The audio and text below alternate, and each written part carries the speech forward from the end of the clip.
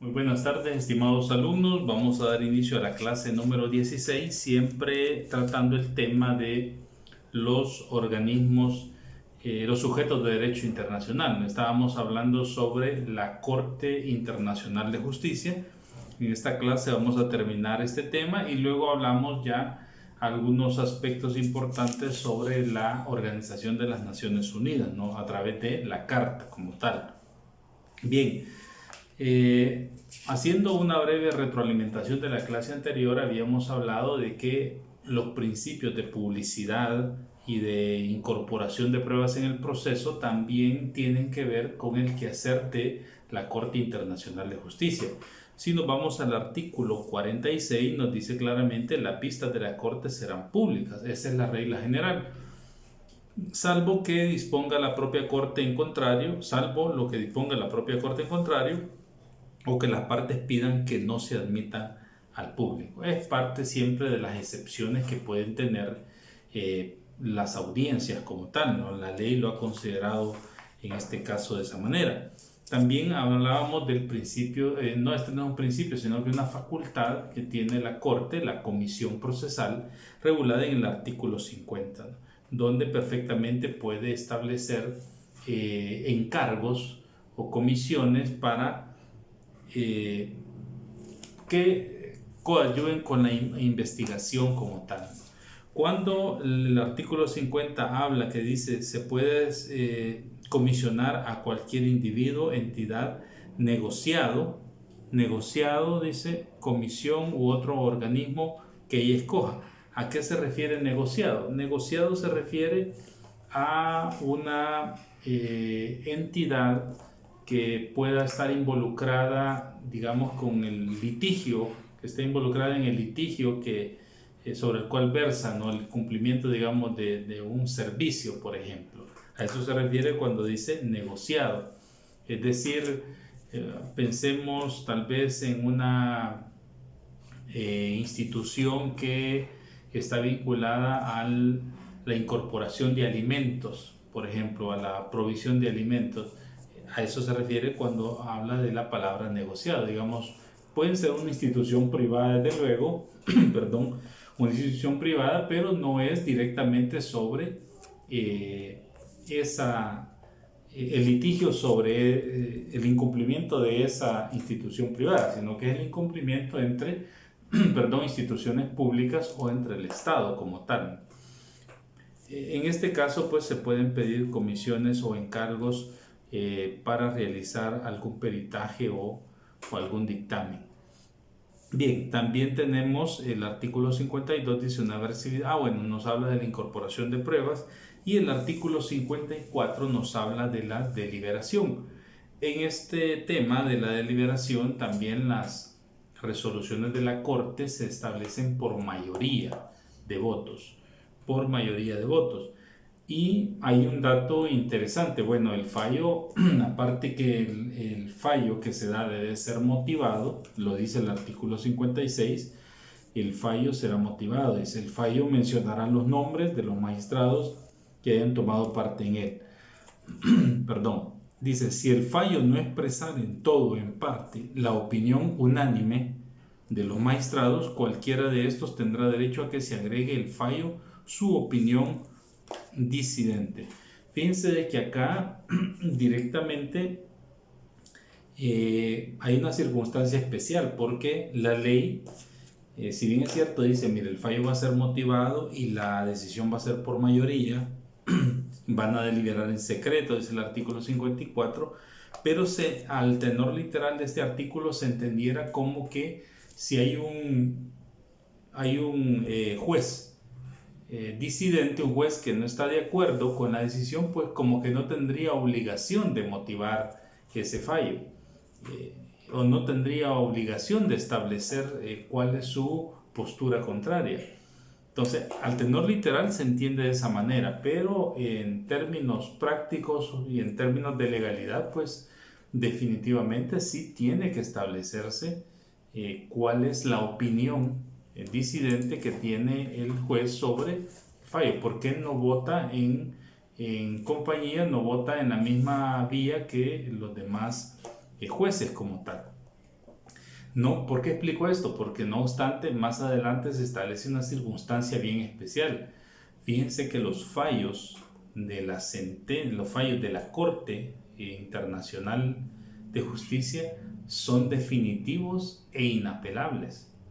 Entonces aquí entra la discusión si en realidad no estaría violentando el derecho a recurrir de esta sentencia. El derecho a recurrir es un derecho humano como tal, ¿no? Derecho humano, si ustedes revisan, por ejemplo, la Convención Americana de Derechos Humanos, allá por el artículo 8.1, 8.2, le establece que el derecho a recurrir es un derecho humano. Vamos a ver si lo logramos ubicar por acá para tener mayor comprensión. Dice: toda persona tiene derecho a ser oída con la debida garantía y dentro del plazo razonable por un juez o tribunal competente, independiente e imparcial, establecido con anterioridad por la ley en la sustanciación de cualquier acusación penal formulada contra ella o para determinación de sus derechos y obligaciones civiles. Toda persona tiene el derecho a que se presume inocente. Por acá está, vamos a ver, comunicación, dice defenderse, derecho renunciable asistido por un defensor, dice derecho obligado a no declarar. Aquí está, artículo 8, literal H del Pacto de San José o de la Convención Americana, que es lo mismo, dice: derecho de recurrir del fallo ante juez o tribunal superior. Este es un derecho humano fundamental que establece el Pacto de San José. Desde luego este marco jurídico es más joven, más nuevo que el Estatuto de la Corte. Pero vean lo que dice el artículo 60 del Estatuto de la Corte: el fallo será definitivo e inapelable. En caso de desacuerdo sobre el sentido o el alcance del fallo, la Corte lo interpretará a solicitud de cualquiera de las partes. O sea que la única posibilidad que le da al agraviado es de que pedirle que le explique mejor, ¿verdad? O que le explique. Él se siente agraviado. El Estado de El Salvador nos sentimos agraviados por el fallo de la Corte Internacional de Justicia. Entonces no podemos recurrir, no hay una instancia como tal en base al estatuto de la Corte, no hay una instancia superior para poder recurrir.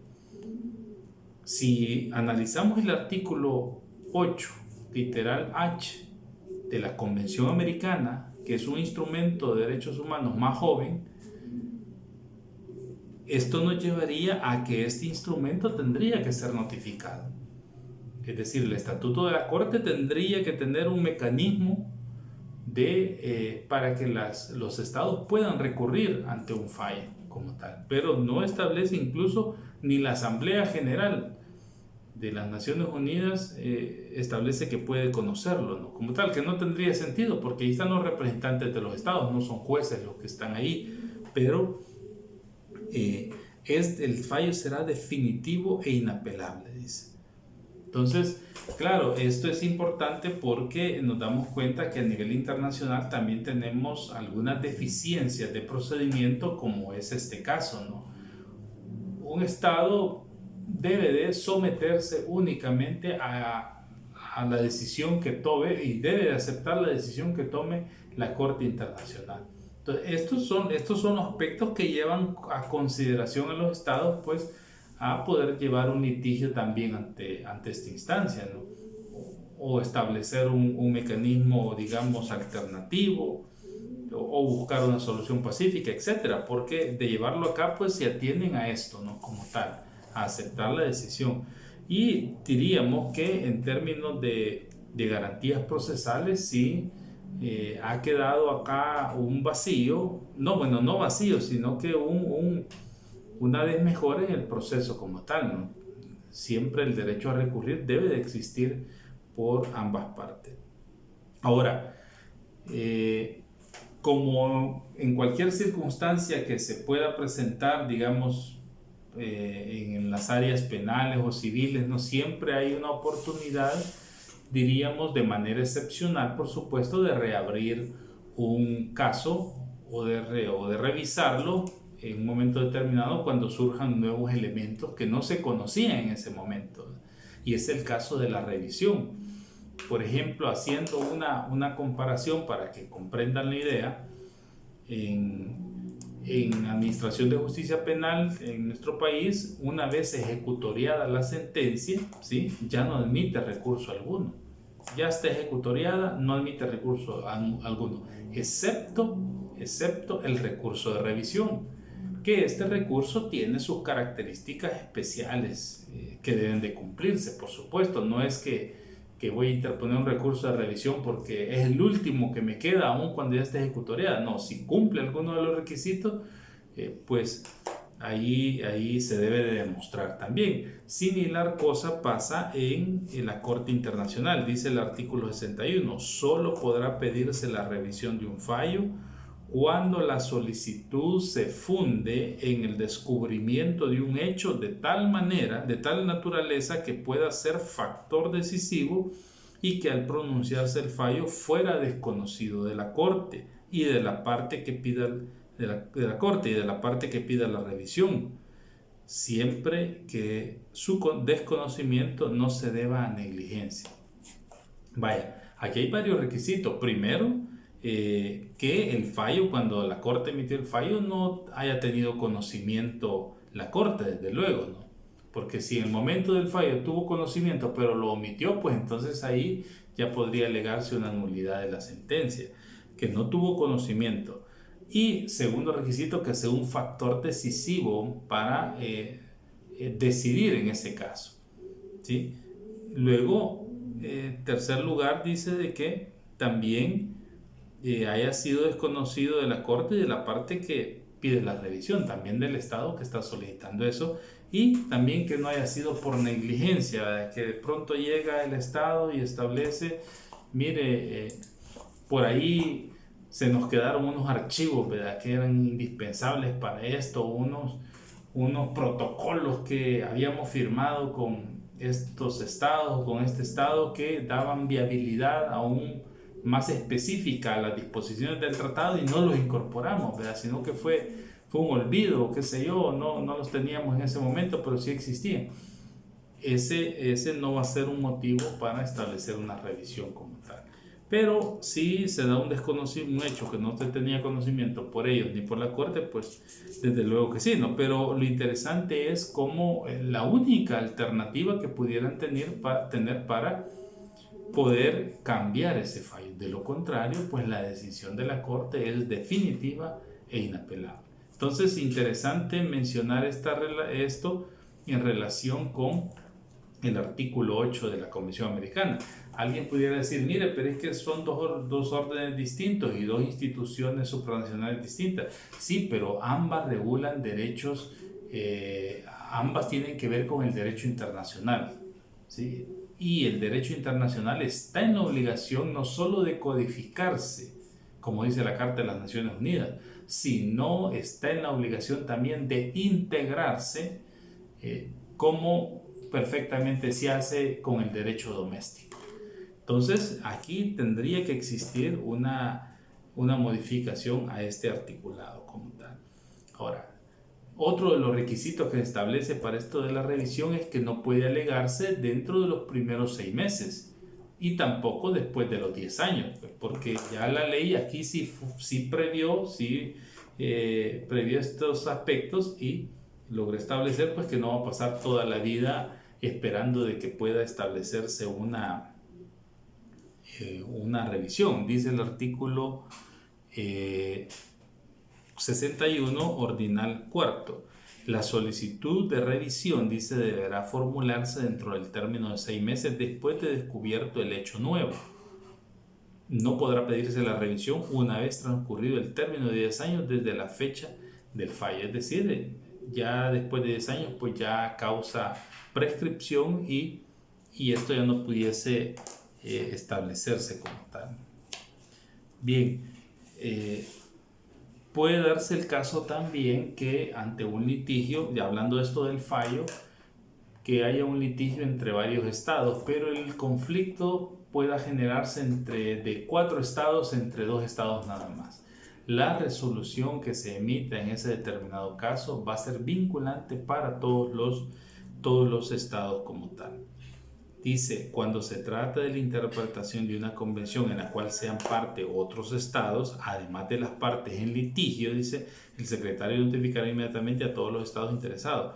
Todo estado así notificado tendrá derecho a intervenir en el proceso, pero si ejerce ese derecho, la interpretación contenida en el fallo será igualmente obligatoria para él. Es decir, el fallo, aunque este estado no haya estado en litigio, sino que otros dos, pero como forma parte del tratado, esa decisión también es vinculante para él como tal. Y finalmente vemos el artículo 65 que nos habla de las opiniones consultivas que tiene la Corte Internacional de Justicia. Dice el artículo 65, la Corte podrá emitir opiniones consultivas respecto de cualquier cuestión jurídica, a solicitud de cualquier organismo autorizado para ello por la Carta de las Naciones Unidas o de cualquier o de acuerdo con las disposiciones de la misma. Bien, las opiniones consultivas, pues como su misma palabra lo dice, llegan hasta ese nivel y ese efecto de una opinión, ¿no?, sobre cómo puede interpretarse un documento, una disposición, un acuerdo, cualquier cuestión de derecho internacional, como decía ya dentro de la competencia, ¿no?, que está bastante confusa. Muy bien. Bien, vamos a entrar ahora a analizar algunas disposiciones de la Carta de las Naciones Unidas que considero importante mencionar para que tengamos bien claro cuáles son parte de sus funciones. Ya hemos hablado de algunas, pero por ejemplo, si vemos cuál es la función de crear las Naciones Unidas, eso lo encontramos en el artículo 2. Artículo 2 dice, para la realización de los propósitos consignados en el artículo 1, la organización y sus miembros procederán de acuerdo a los principios siguientes. Bueno, vámonos al 1. Los propósitos de las Naciones Unidas son mantener la paz y la seguridad internacionales y con tal fin tomar medidas colectivas eficaces para prevenir y eliminar amenazas a la paz y para suprimir actos de agresión u otros quebrantamientos de paz y lograr por medios pacíficos y de conformidad con los principios de justicia y del derecho internacional el ajuste o arreglo de controversias o situaciones internacionales susceptibles de conducir a los quebrantamientos de la paz. Bien, por eso es que vemos de que al seno de la ONU comparecen todos los presidentes que están involucrados en la organización a rendir un informe de cuál es la situación de sus respectivos países, informes en diversas áreas, en seguridad, en pobreza, en economía, en en educación, etc., ¿no? Así como también ponen de manifiesto a cualquier problema que atente contra las seguridades nacionales, ¿no?, que esté al cual puede estar expuesto el Estado como tal. Todas esas funciones, la ONU también toma posturas sobre los distintos fenómenos sociales, económicos que pueden presentarse alrededor del mundo, ¿no? Hemos visto cómo ha tomado posición frente a la situación en Venezuela, siempre toma posición frente a la situación del Medio Oriente, etc. Son parte, digamos, de los análisis, los cabildeos que las Naciones Unidas hacen para ir buscando medidas o ir estableciendo directrices o ir generando norma jurídica internacional, porque de eso se trata, mediante el análisis de todos estos problemas, por ejemplo, el cambio climático, los protocolos que tenemos, los tratados internacionales, el Tratado de Luxemburgo, el Pacto de Bogotá, todos esos tratados que tienen que ver con la protección al medio ambiente y especialmente al cambio climático han surgido de las conferencias que se establecen y de los compromisos que se asumen en cada una de las asambleas generales. Acordémonos que la ONU es una institución que trabaja como un armonizador de las voluntades. Muy difícilmente los estados, si no hubiese este organismo supranacional que los convoca, que los mantiene en reuniones constantes y que les pide representantes permanentes para estar sirviendo de enlace, de informantes sobre las nuevas directrices que se van estableciendo, las nuevas circunstancias, muy difícilmente el derecho internacional pudiera ir avanzando, muy difícilmente. Y esto pues es lógico, cada estado está hasta cierto punto interesado, preocupado, trabajando por solventar las necesidades de su estado, de sus habitantes. Todos los problemas que tiene el estado está dedicado a eso. Entonces esta institución sirve como armonizador de esas voluntades para ir generando, digamos, codificando el derecho internacional, mejorando las relaciones entre estados internacionales, etc. Entonces, esa es parte de la finalidad, promover la paz, también fomentar la paz. Y aquí quiero mencionar un artículo muy importante, en el artículo 43 de la Carta, artículo 43, dice de la siguiente manera: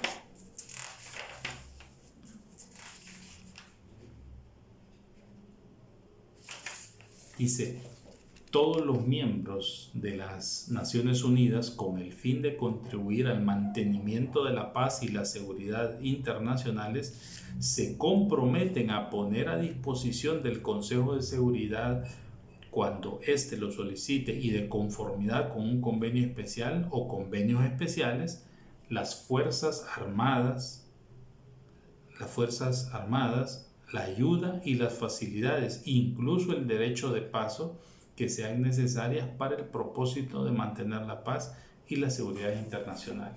Entonces, de esto se trata, ¿no? ¿Por qué estoy leyendo esto? Cuando hablábamos del caso del envío de tropas de nuestro ejército en misiones de paz, precisamente se hacen en base a esta obligación que tiene el Estado salvadoreño en el artículo 43. O sea, no son decisiones antojadizas que los estados toman, sino que es mediante el cumplimiento de esta carta. Dicho convenio fijarán el número y clase de las fuerzas, su grado de preparación y su publicación general, como también la naturaleza de las facilidades y de la ayuda que habrán de darse. Qué interesante se vuelve cuando ya vamos comprendiendo esto y nos damos cuenta que no son decisiones unilaterales, sino que son ni decisiones por complacer a otro estado, sino que son obligaciones internacionales como tal. El artículo 2 nos habla de los principios que ya los habíamos visto, ya no nos vamos a referir a ellos, solo que hay unas circunstancias interesantes. Por ejemplo, dice el artículo 7, ninguna disposición de esta carta autorizará a las Naciones Unidas a intervenir en los asuntos que son esencialmente de la jurisdicción interna de los estados, ni obligará a los miembros a someter dichos asuntos a procedimientos con arreglo conforme a la presente carta, pero este principio no se opone a la aplicación de las medidas coercitivas prescritas en el capítulo 7. Veamos el artículo, bueno, las medidas prescritas ya las vimos, están en el artículo 41, aquellas medidas patrimoniales o medidas de bloqueo de comunicaciones. Veamos lo que dice el artículo 39 y el artículo 51 como tal. Artículo 39, dice el artículo 39, el Consejo de Seguridad determinará la existencia de toda amenaza a la paz, quebrantamiento de la paz o acto de agresión y hará recomendaciones o decidirá qué medidas serán tomadas de conformidad con los artículos 41 y 42 para mantener o establecer la paz y la seguridad internacional.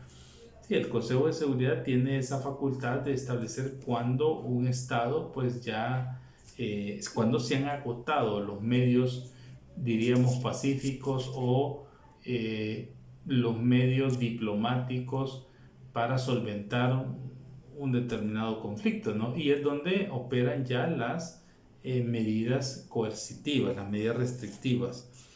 Veamos el artículo 51. Vamos al artículo 51. Mira, interesante cómo también, si bien es cierto, el artículo 7, el ordinal séptimo del artículo 2 dice que la Carta o las Naciones Unidas no se va a inmiscuir en cuestiones internas de los estados, pero el 51 también habla de actuar en legítima defensa y que es permitido como tal. Dice, ninguna disposición de esta Carta menoscabará el derecho inmanente de legítima defensa individual o colectiva en caso de ataque armado contra un miembro de las Naciones Unidas, hasta tanto que el Consejo de Seguridad haya tomado las medidas necesarias para mantener la paz y la seguridad internacionales. Las medidas tomadas por los miembros en ejercicio del derecho de legítima defensa serán comunicadas inmediatamente al Consejo de Seguridad y no afectarán en manera alguna la autoridad y responsabilidad del Consejo conforme a la presente carta para ejercer en cualquier momento la acción que estime conveniente, que estime necesaria con el fin de mantener o restablecer la paz y la seguridad internacional. Claro, lo que está diciendo pues que si bien es cierto no se va a inmiscuir en los asuntos internos, pero y que también reconoce en un momento, si va a fomentar la paz las Naciones Unidas, pero también reconoce en un momento determinado de que los estados tienen derecho a defenderse, es un derecho legítimo. Claro, el Estado de El Salvador, pensemos en el caso más práctico de la instauración de la bandera hondureña antes que la Corte decidiera, que el tribunal decidiera, si Honduras hubiera o El Salvador hubiera iniciado algún tipo de presencia y se hubiera generado un conflicto bélico, perfectamente hubiera podido responder, ¿no? Con el ataque. O sea, eso no, lo que está diciendo el artículo 51 es que en esas circunstancias no se está violentando ninguna normativa de la Carta de las Naciones Unidas, porque reconoce ese legítimo derecho de defensa individual y colectivo que puede tener, ¿no? Claro, eso tampoco va a privar al Consejo de que tome las medidas necesarias para, como dice, para restablecer la paz, ¿no? y las seguridades internacionales. Aquí pueden aparecer ya muchas cosas a nivel internacional, comisiones, una intervención, un llamado al cese al fuego, etc. Muy bien. Tenemos también otro artículo importante. Veamos el artículo 11. Este es una limitante de la carta de la organización, una limitante que tiene frente al Consejo de Seguridad. Artículo 11. Dice, la Asamblea General podrá considerar los principios generales de la cooperación en el mantenimiento de la paz y las seguridades internacionales, incluso los principios que rigen el desarme y la regulación de los armamentos, y podrá también hacer recomendaciones respecto de tales principios a los miembros o al Consejo de Seguridad o a este y a aquellos. La Asamblea General, dice, podrá discutir toda cuestión relativa al mantenimiento de la paz y la seguridad internacionales que presente a su consideración cualquier miembro de las Naciones Unidas o al Consejo de Seguridad, o que un Estado que no es miembro de las Naciones Unidas presente de conformidad con el artículo 35, párrafo 2, y salvo lo dispuesto en el artículo 2. Podrá hacer recomendaciones acerca de tales cuestiones al Estado o Estado interesado o al Consejo de Seguridad. Bien. La limitante que tiene, dice, los poderes de la Asamblea General enumerados en este artículo no limitarán el alcance general del artículo 10. Los límites que tiene este artículo son que las medidas de seguridad pues las toma básicamente el Consejo de Seguridad, no las toma la Asamblea General como tal. Esta solo podrá hacer, dice, algunas recomendaciones, pero las decisiones en sí las toma el Consejo de Seguridad. Muy bien. Vamos a ver. Creo de que hemos llegado casi a la mitad de este análisis. Vamos a ver si tenemos tiempo todavía. Sí, vamos a... Hay una pregunta interesante acá. ¿Qué pasa? ¿Un Estado que no es parte de la Organización de las Naciones Unidas podría solicitar su intervención o la intervención del Consejo de Seguridad? Veamos el artículo 35, numeral segundo.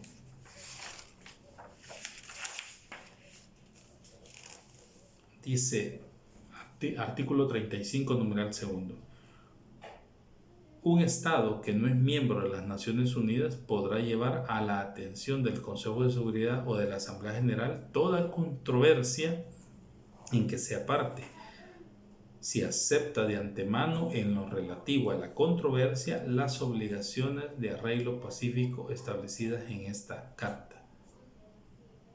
Bien, interesante pues saber que no es necesario estar adscrito a las Naciones Unidas para poder acudir a alguna de estas instancias para la solución pacífica de conflicto.